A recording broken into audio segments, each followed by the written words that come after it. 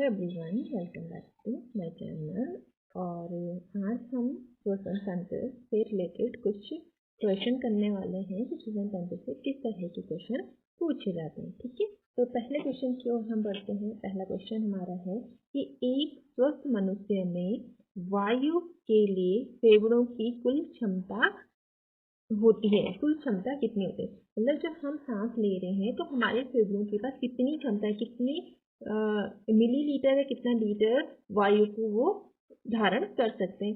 तो इसका आंसर बताइए आप, क्या 1800 या 1000 या 2500 या 5200। तो इसका आंसर हो जाएगा 5200।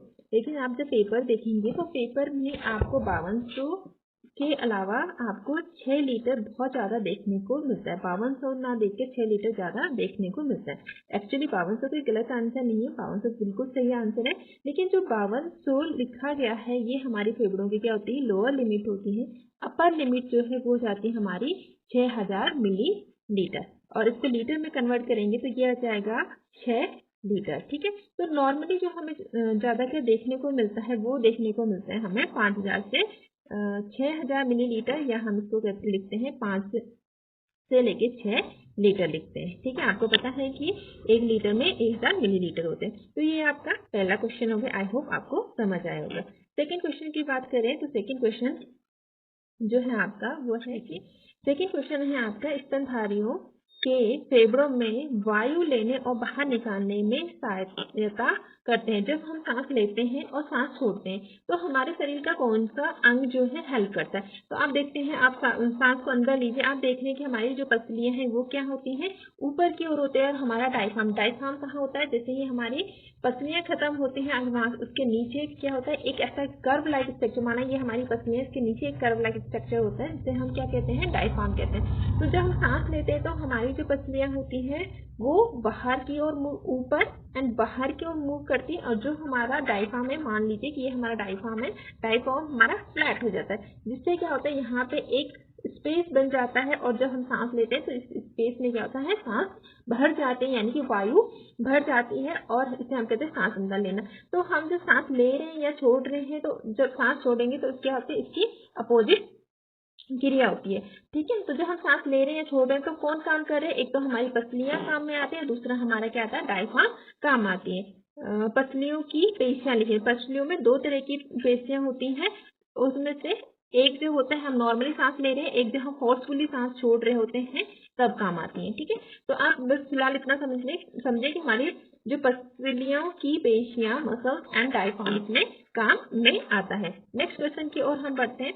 नेक्स्ट क्वेश्चन है हमारा कि क्लोराइड शिफ्ट परिवहन के लिए आवश्यक है। क्लोराइड शिफ्ट किसके परिवहन के लिए, जो हम पढ़ते हैं गैसों का परिवहन पढ़ते हैं, तो गैसों को परिवहन में हम 2 चीज पढ़ते हैं, एक हम पढ़ते हैं कार्बन डाइऑक्साइड, ऑक्सीजन का परिवहन पढ़ते हैं। तो क्लोराइड शिफ्ट क्या है, किससे रिलेटेड, थोड़ा डीप क्वेश्चन है, जनरली पढ़ाया नहीं जाता है, लेकिन आप जब बुक पढ़ेंगे डिटेल से, आप एलटी के लिए पढ़ रहे तो आपको इस लेवल का पढ़ना पड़ेगा। तो वहां पे आप देखेंगे कि क्लोराइड शिफ्ट जो होता है कार्बन डाइऑक्साइड के परिवहन के लिए इंपॉर्टेंट होता है। क्लोराइड शिफ्ट होता कहाँ है, हमारी आरबीसी होती है, हमारी ब्लड वेसल्स है, ब्लड वेसल्स के अंदर आरबीसी होती है, और आरबीसी में जब क्या होता है, हीमोग्लोबिन होता है, आरबीसी में हीमोग्लोबिन होता है। तो इस हीमोग्लोबिन से ऑक्सीजन को क्या करना है, रिमूव करने के लिए, और ये हीमोग्लोबिन कार्बन डाइऑक्साइड को ले जाए, तो इस समय क्या होता है, क्लोराइड आयन जो होता है बाहर आरबीसी के बाहर होता है, बाहर से अंदर की ओर क्या होता है, चले जाता है, इसीलिए हम बोलते हैं क्लोराइड शिफ्ट। और इसकी वजह से क्या होता है, जब क्लोराइड अंदर जाता है तो ऑक्सीजन यहाँ से हीमोग्लोबिन से डिसोसिएट हो जाता है, इसके साथ जो होता है प्रोटॉन और कार्बन डाइऑक्साइड जुड़ जाता है, और कार्बन डाइऑक्साइड के हीमोग्लोबिन के साथ क्या करता है, ट्रांसफर होता है। तो इसीलिए कहा जाता है कि जो क्लोराइड शिफ्ट है वो किस चीज से रिलेटेड है, किसके परिवहन से रिलेटेड है, तो वो परिवहन से रिलेटेड है आपके कार्बन डाइऑक्साइड से। अब बच्चों को दिमाग में आ रहा होगा कार्बन डाइऑक्साइड का परिवहन जो किससे होता है, कार्बन डाइऑक्साइड का परिवहन हीमोग्लोबिन से कहाँ होता है, जनरली हम बोलते हैं प्लाज्मा में घुलित अवस्था में जाता है।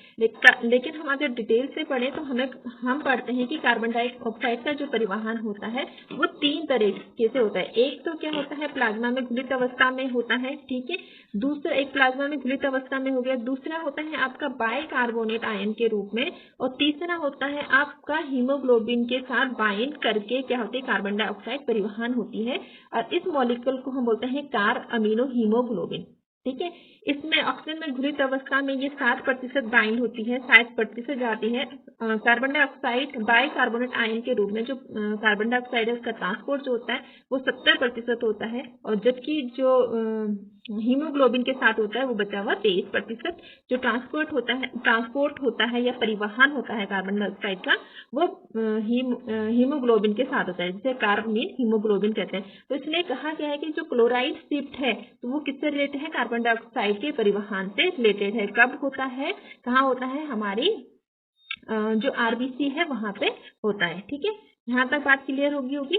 नेक्स्ट क्वेश्चन की ओर हम बढ़ते हैं। नेक्स्ट क्वेश्चन है हमारा 100 ml शुद्ध रक्त में, शुद्ध रक्त का मतलब जिसमें ऑक्सीजन हो, ठीक है, द्वारा साधारण ऑक्सीजन की मात्रा होती है। मतलब अगर 100 ml हम ब्लड लेते हैं तो उसमें कितनी मात्रा ऑक्सीजन की है, ये पूछना चाह रहा है। तो अगर हम 100 ml ब्लड लेते हैं, 1 मिनट वेट कीजिए।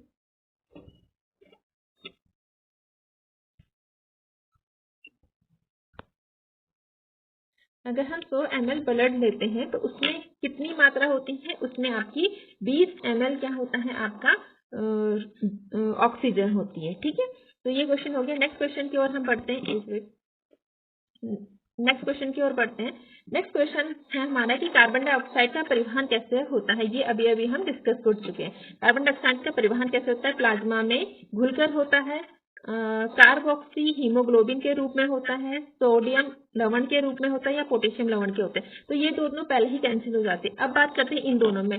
तो मैंने कहा था कार्ब अमीन हीमोग्लोबिन थे, ये क्या लिखा? कार्ब ऑक्सी लिखा। यहाँ पे कंफ्यूजन हो सकता है। ठीक है, तो ध्यान से पढ़ने की जरूरत है। मैंने बोला कार्ब अमीन हीमोग्लोबिन, ये लिखा है कार्ब ऑक्सी हीमोग्लोबिन, मतलब ये नहीं होगा तो इसका आंसर हो जाएगा ये। प्लाज्मा में घुलित अवस्था कितने % होती है? ओनली 7% होती है। सबसे मेजर जो कार्बन डाइऑक्साइड का ट्रांसपोर्ट होता है बाइकार्बोनेट आयन के रूप में होता है, जो कि 70% होता है। ये कार्बोक्सी हीमोग्लोबिन है, ये ऑक्सीजन के ट्रांसपोर्ट से, जब हीमोग्लोबिन क्या है ऑक्सीजन को बाइंड करके ट्रांसपोर्ट करता है तब हम उस मॉलिक्यूल को बोलते हैं ऑक्सी हीमोग्लोबिन, और इस रूप में जो है ऑक्सीजन का ट्रांसफर होता है। ठीक है, नेक्स्ट क्वेश्चन की ओर बढ़ते हैं। नेक्स्ट है हमारा कि मानव में श्वसन दर प्रति मिनट कितना होता है? 1 मिनट में हम कितनी बार सांस लेते हैं, छोड़ते हैं? तो ये होता है 12 से 15 बार। नेक्स्ट क्वेश्चन देखते हैं। नेक्स्ट क्वेश्चन है आपका कि ग्लाइकोलाइसिस कहाँ होती है? तो ग्लाइकोलाइसिस कहाँ होती है आपका? ये होती है माइटोकॉन्ड्रिया में। ठीक है, नेक्स्ट क्वेश्चन की ओर हम बढ़ते हैं। नेक्स्ट क्वेश्चन है हमारा, ठीक है, नेक्स्ट क्वेश्चन है हमारा कि रक्त में कार्बन डाइऑक्साइड की सांद्रता बढ़ जाती है तो श्वसन पे क्या फर्क पड़ेगा? अगर हमारी बॉडी में कार्बन डाइऑक्साइड की मात्रा बढ़ जाए तो क्या होगा? क्या होता है? हमारी जो श्वसन होता है, हमारी ब्लड में कार्बन डाइऑक्साइड है, हमें नॉर्मल करना है ब्लड को, मतलब ऑक्सीजन की मात्रा लानी है। तो ऑक्सीजन कब आएगा? जब हम सांस लेंगे, हमें ज्यादा जरूरत है, हम तेजी से सांस लेंगे और गहरी गहरी सांस लेंगे। तो मतलब जब हमारी, इसका मतलब क्या है? इसका आंसर क्या हो जाएगा?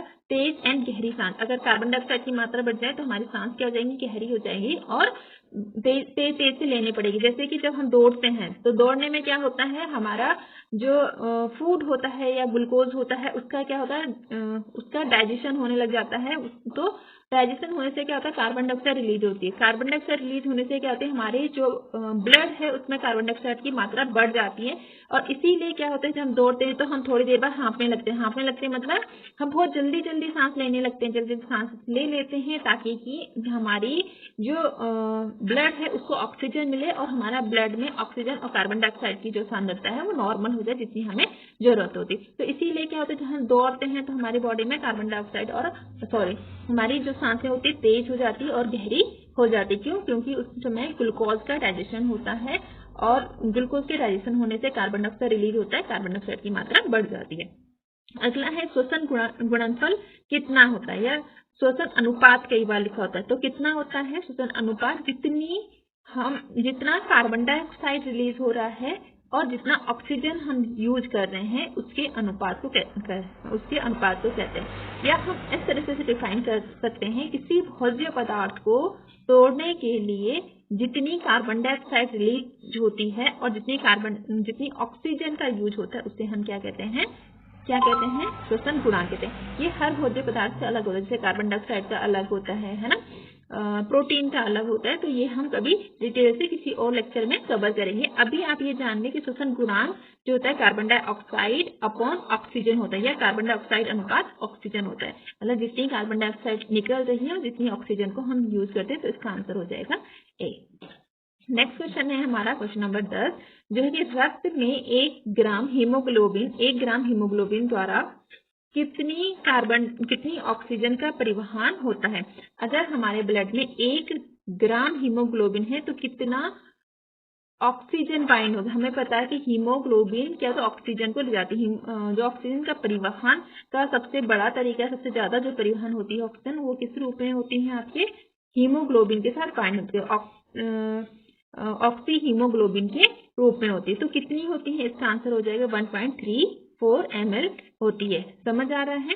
मतलब अगर 1 ग्राम क्या है हमारा, 1 ग्राम हमारे पास एक मिनट, अगर 1 ग्राम क्या है हीमोग्लोबिन है तो 1.34 ml क्या होगी, आपकी ऑक्सीजन ट्रांसफर होगी। इस हिसाब से हम देख सकते हैं कि हमारी बॉडी में कितना हीमोग्लोबिन है और कितना ऑक्सीजन क्या होता है, ट्रांसफर हो सकता है। तो ये क्वेश्चन भी बहुत प्रोन क्वेश्चन है जो कि पेपर में पूछे जाते हैं। जैसे ये वाला हो गया, ये वाला क्वेश्चन हो गया, क्लोराइड शिप से रिलेटेड हो गया, तो ये बहुत ही प्रोन क्वेश्चन जो बार बार आपको क्या होता है पेपर में, अलग अलग पेपरों में देखने को मिलते हैं।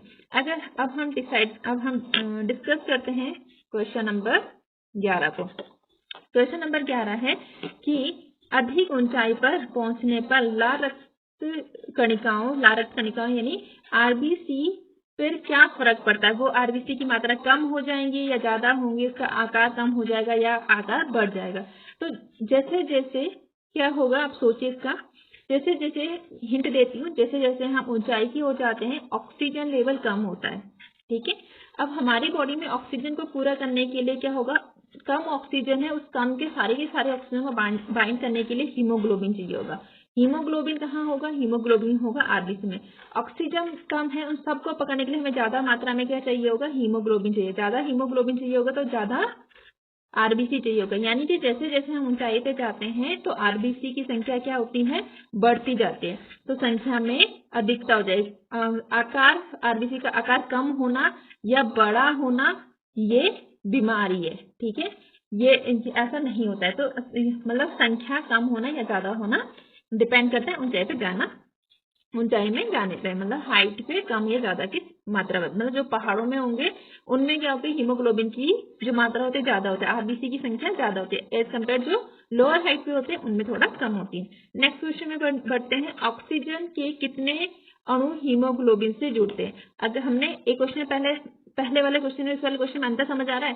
पहले वाला क्वेश्चन पूछा था कि 1 ग्राम हीमोग्लोबिन, क्वांटिटी की बात कर रहा था। ठीक है, कि 1 ग्राम हीमोग्लोबिन है तो उसमें कितने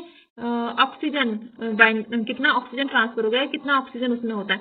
तो 1 ग्राम हीमोग्लोबिन 1.34 ml ऑक्सीजन होते हैं। ये वाला क्वेश्चन समझिए, ऑक्सीजन के कितने अणु हीमोग्लोबिन से जुड़े होते हैं, या एक हीमोग्लोबिन से ऑक्सीजन के कितने अणु जुड़े होते हैं। तो यहाँ पे संख्या की बात कर रहा हूँ। दोनों क्वेश्चन में समझ आ रहा है। कई बार बच्चे दोनों क्वेश्चन को नहीं समझ पाते हैं। ठीक है, तो इसमें और उसमें अंतर समझ आएगा। उसने पूछा 1 ग्राम है, उसने तोल दिया उसकी, ठीक है, मात्रा गिना नहीं, उसने तोल दिया जितना भी एक मात्रा, तो उसमें कितनी ऑक्सीजन, इसमें अगर सिंगल मॉलिक्यूल ले ले हीमोग्लोबिन का तो उसे कितने मॉलिक्यूल ऑक्सीजन के बाइंड करेंगे। तो अगर एक हीमोग्लोबिन का मॉलिक्यूल है तो उसे ऑक्सीजन के 4 मॉलिक्यूल बाइंड करते हैं। तो इसका आंसर क्या हो जाएगा, 4। क्वेश्चन समझ आया। एक मिनट, क्वेश्चन समझ आया। ऑक्सीजन के कितने अणु हीमोग्लोबिन से जुड़े होते हैं। ठीक है, कितने, 4। एक हीमोग्लोबिन होगा तो 4 ऑक्सीजन के अणु जुड़े हुए होते हैं। नेक्स्ट क्वेश्चन, यदि रक्त में कार्बन डाइऑक्साइड की मात्रा अधिक हो तो ऑक्सी वक्र किस ओर झुकेगा। अगर हमारी बॉडी में कार्बन डाइऑक्साइड की मात्रा बढ़ जाए तो oxygen haemoglobin associate dissociate curve होता है। किस तरह का कर्व होता है, ऑक्सी हीमोग्लोबिन का जो कर्व हमारी बॉडी में बनता है वो होता है सिग्मोइड कर्व। कैसा होता है बता दूं थोड़ा सा। ये होता है, यहाँ हम लिखते हैं पार्शियल प्रेशर ऑफ ऑक्सीजन, यहाँ हम लिखते हैं कि कितनी मात्रा ऑक्सीजन से बाइंड होती है, percentage of saturated haemoglobin, haemoglobin से कितनी ऑक्सीजन जुड़े हुए। तो इसका जो कर्व बनता है वो बनता है सिग्मॉइड कर्व। कभी कभी डायरेक्ट क्वेश्चन पूछा जा सकता है कि oxy haemoglobin associate dissociate curve कैसा होता है, तो कैसा होता है, सिग्मॉइड कर्व होता है। अब उसने बोला कि कार्बन डाइऑक्साइड की मात्रा अगर बढ़ रही है तो कर्व कहाँ शिफ्ट होगा। ठीक है, अगर कार्बन डाइऑक्साइड की मात्रा बढ़ती है तो हमारा जैसे जैसे कार्बन डाइऑक्साइड की मात्रा बढ़ती जाएगा हमारा जो कर्व होता है वो लेफ्ट शिफ्ट होता जाएगा। जितनी कार्बन डाइऑक्साइड की मात्रा बढ़ेगी हमारा कर्व उतनी लेफ्ट और शिफ्ट होता जाता है, यानी दाईं ओर झुक जाता है। और जितनी ऑक्सीजन की मात्रा क्या होती है, बढ़ती है, हमारा जो कर्व होता है वो बाईं ओर मतलब राइट हैंड को आप दाएं बाएं में देख लीजिए, राइट हैंड को शिफ्ट होता है। दोबारा से बोल देती हूँ, लेफ्ट राइट का कुछ गड़बड़ ना हो गया हो। मैंने बोला कि जो हमारा ऑक्सी हीमोग्लोबिन कर्व होता है या इसको हम ऑक्सी हीमोग्लोबिन एसोसिएशन में ऑक्सी हीमोग्लोबिन से जुड़ने वाला डिसोसिएशन अलग होने वाला जो कर्व होता है वो हमेशा कैसा होता है, सिग्मॉइड कर्व होता है, कुछ इस तरह का कर्व होता है। ठीक है, अगर हमारी बॉडी में कार्बन डाइऑक्साइड की मात्रा बढ़ती है तो ये जो कर्व होता है ये आपकी लेफ्ट हैंड को क्या होता है, मूव होता है, उतना ही लेफ्ट हैंड को जाएगा। और जितना हमारे बॉडी में लेफ्ट हैंड को जाएगा, ठीक है, मेरा और आपका लेफ्ट हैंड क्या अपोजिट हो सकता है क्योंकि हमारा अपोजिट फेस है। ठीक है, तो अपना लेफ्ट को आप देखिए, और जितना हमारी बॉडी में ऑक्सीजन क्या होता है, इंक्रीज होगा, ऑक्सीजन की मात्रा बढ़ेगी, जो ये ऑक्सी हीमोग्लोबिन कर्व है वो राइट हैंडेड को जाएगा। तो इसका आंसर क्या होगा, बहुत डिस्कस कर दिया मैं इसके बारे में, इसका आंसर क्या हो जाएगा, क्वेश्चन देख लेते हैं कि यदि रक्त की मात्रा बढ़ क्या रहा है, रक्त में कार्बन डाइऑक्साइड की मात्रा, तो कर्व कहाँ जाएगा, कर्व जो हमारा जाता है वो लेफ्ट हैंड को जाएगा, लेफ्ट हैंड यानी बाएं ओर जाएगा। अगर यही क्वेश्चन ने पूछ लेता कि यदि रक्त में ऑक्सीजन की मात्रा बढ़ रही है तो ऑक्सी हीमोग्लोबिन कर्व या ऑक्सी कर्व को में बोलते कहाँ जाएगा, तो वो राइट हैंड को जाता, तब आंसर क्या हो जाता है आपका, दाईं ओर हो जाता है। ठीक है, आई होप आपको समझ आया होगा। श्वसन दर न्यूनतम कब होती है, हमारी श्वसन दर सबसे कम कब, जब हम जितना ज्यादा रिलैक्स होते हैं उतने हमारी श्वसन दर उतनी कम, हम जितना ज्यादा काम कर रहे होते हैं या हम टेंशन में होते हैं या हम हाई एक्टिविटी कर रहे होते हैं तो हमारी श्वसन दर उतनी बढ़ जाती है। मीन्स हम सबसे ज्यादा रिलैक्स होते हैं सोते समय, तो हमारी श्वसन दर क्या होगी, सबसे कम जो होती है वो सोते समय होती है। नेक्स्ट क्वेश्चन हम देख लेते हैं, नेक्स्ट और आखिरी क्वेश्चन होगा, कुछ क्वेश्चन हम नेक्स्ट वीडियो में लेके आएंगे। ठीक है, नेक्स्ट क्वेश्चन देख लेते हैं।